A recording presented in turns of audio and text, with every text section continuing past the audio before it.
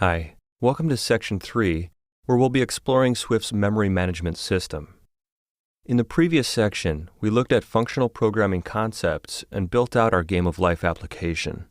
In this section, we'll gain an understanding of how the compiler manages memory with automatic reference counting, also known as ARC. We'll spend some time using Xcode's instruments, which can help us to isolate performance issues. We'll also learn about the strong, weak, and unknown keywords, and finally, we'll create some zombies. The first video of this section will gain an understanding of memory management and how Swift's ARC allocates and deallocates memory for you. We'll also see a demo of ARC in action. Memory management is crucial in any application we write. This is due to the hardware limitations of our computers and mobile devices. In the past, developers were responsible for managing memory resources.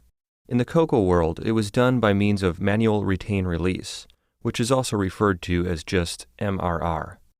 In MRR, the programmer would declare that an object be kept in memory by claiming ownership on every object created, and then releasing it when the object wasn't needed any longer.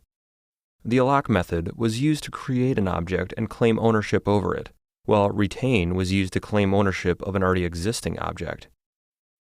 For brevity, I'll forego further explanation of traditional memory management and instead point you to this video's resource page.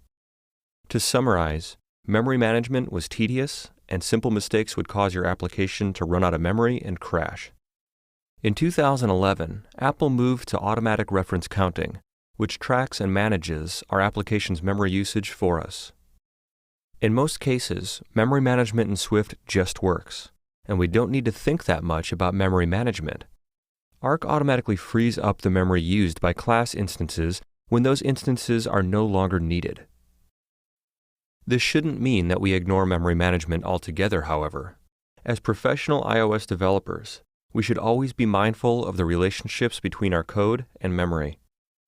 Each time a class is instantiated, ARC allocates a piece of memory for that instance. This piece of memory holds the information relevant to the type of instance, along with any values that are stored in properties associated with that instance. Then, after an instance isn't needed any longer, ARC purges it from memory so that space in memory can be used elsewhere. Of course, if your object was deallocated from memory while still in use by your application, it would crash. To avoid this, ARC uses reference counting to track each of the references to your class objects. As objects are instantiated, ARC increments the number of references to that object. Over time, as references are removed, the count is decremented. To avoid crashes, ARC will not deallocate an instance as long as even one active reference still exists. Once the reference count hits 0, ARC deallocates the instance from memory. In order for ARC to manage these references, it creates what's known as a strong reference each time we store an object.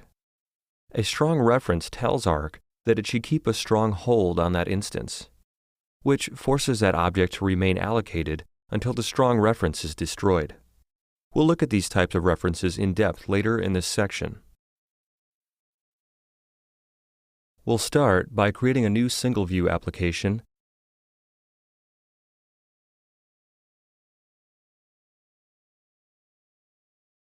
and we'll go ahead and make a new class right away named Vehicle.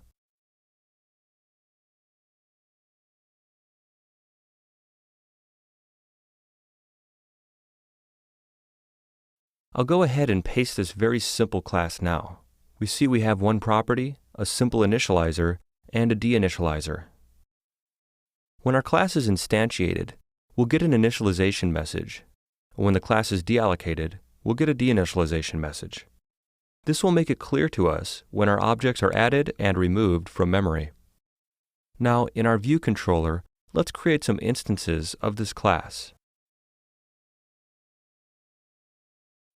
If we run our application, we'll see our car being initialized, but we don't see anything for reference 2. This is because reference 2 is an optional type. It gets initialized with a value of nil, so it doesn't actually have a reference to vehicle type yet. Since reference 1 has a vehicle assigned to it, there is now a strong reference from reference 1 to the new vehicle instance, and ARC will make certain that this vehicle is kept in memory. Let's assign our reference 1 to reference 2, and let's also add a third reference. There are now 3 strong references to this single vehicle instance for ARC to maintain. Now, we'll add a quick modification to this app to support a timer by adding a timer variable at the class level.